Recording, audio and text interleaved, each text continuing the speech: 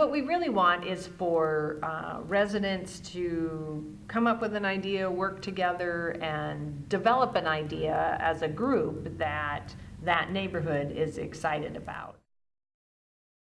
Since its inception in 1997, the goals of neighborhood mini-grants are to promote tangible neighborhood improvements on public property, to increase awareness of the local neighborhood association, to help build actively involved neighborhood organizations.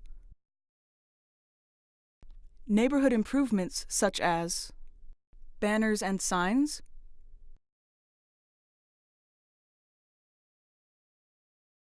public art and benches,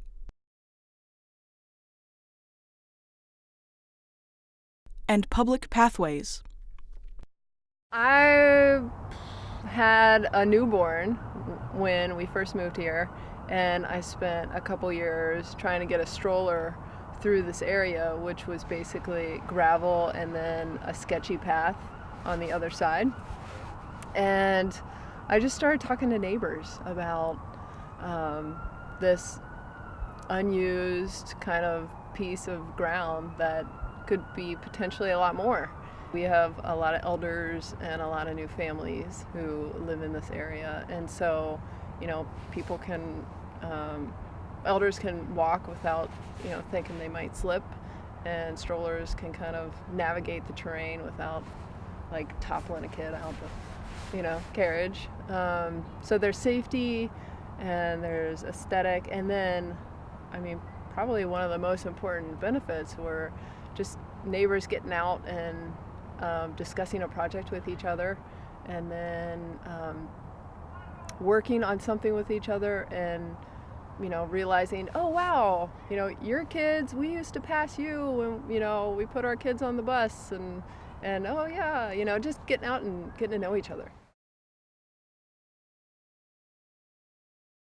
The goal of our mini-grant project was try to make citizens more aware of the activities that are going on in our neighborhood, and we saw putting a bulletin board in at this particular park as probably one of the best ways to connect with the community. So we resorted back to the old-fashioned way of actually physically posting something on a bulletin board. Our mini-grant of installing a bulletin board here at the park has really allowed us to connect with a much larger community. One example might be the Ridgecrest Neighborhood Association Ice Cream Social. That's an annual event for us, and this year when we hosted it in August at this park, even though we had a starting time with over 90 degrees that day, we had one of the largest turnouts ever, and we really felt that it was because we were able to use the bulletin board to reach out to more neighbors who would not have gotten the word about the event. Last year I was inspired to create a little mini arts and music festival here at Ronald Bogg Park, involving citizens of Shoreline and anyone else who was interested. The mission of the event was to connect people to each other as well as to nature, and this place in particular, having residents of Shoreline connect to the history of Ronald Bogg. A week before the event, we installed tree socks lining North 175th, and we installed the floating sculptures in the lake. And then on the day of the event, we had a group art weaving, fiber art weaving project over in the Arboretum area that included natural materials, and people stopped by and made natural material ornaments and also wove this wall together as a community activity. And then we had lots of live music by professional and just music lovers. I got connected with the Shoreline Lake Forest Park Arts Council for the first time, and they became co-sponsors of the event and gave a lot of technical support for event planning, as well as the Department of Neighborhoods, Nora Smith and Rosie O'Brien gave a lot of technical support as well. Don't know about the first one. I think there was just about 150 people the first one. The second year, even though it was in August, it started raining at 10 o'clock in the morning and didn't stop until 5 o'clock in the afternoon, and we had 60 people show up. you know, I thought 60 was good considering the ground was soaking. The third year we had 400, and last year we had almost 800 people. So we've been thrilled at the response with these kids. So we have a variety of music, a variety of people that come to the outdoor movie.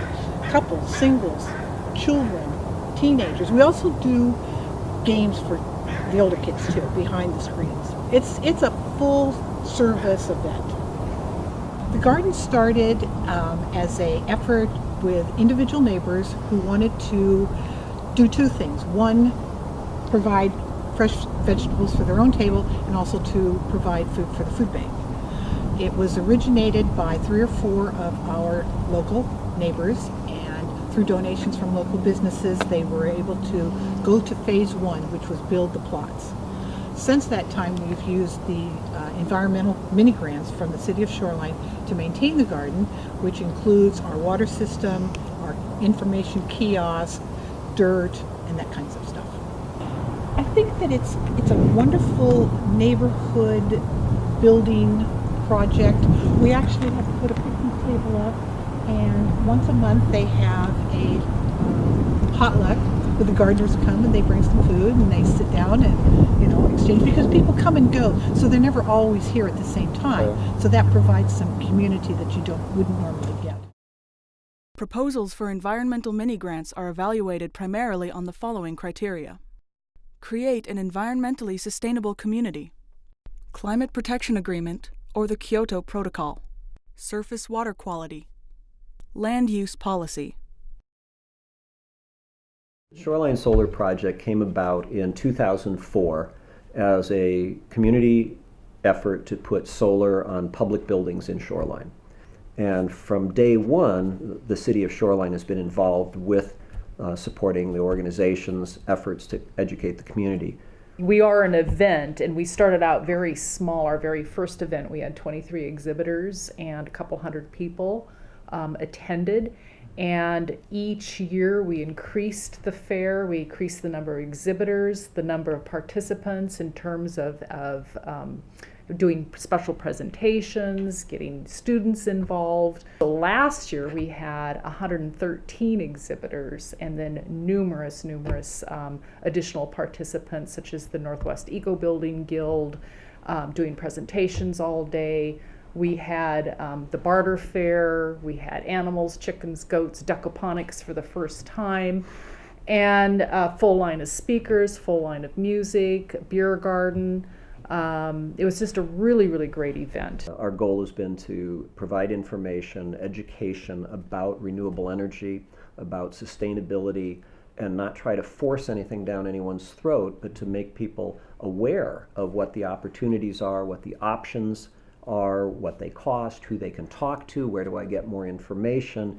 And we've served as a clearinghouse for that, both online and in our physical activities at SolarFest. I think neighborhood mini-grants are really an opportunity for residents to make connections with each other through carrying out a project or an idea that they're excited about. And I think we've had some great examples where it's built new connections for people to share an idea with each other and then work together on it. So not only do you get the benefit of the improvement or the event that's happened, the real benefit is those relationships that develop in people working on a project together. To find out what is happening in your neighborhood, contact your local neighborhood representative or visit www.shorelinewa.gov for upcoming events.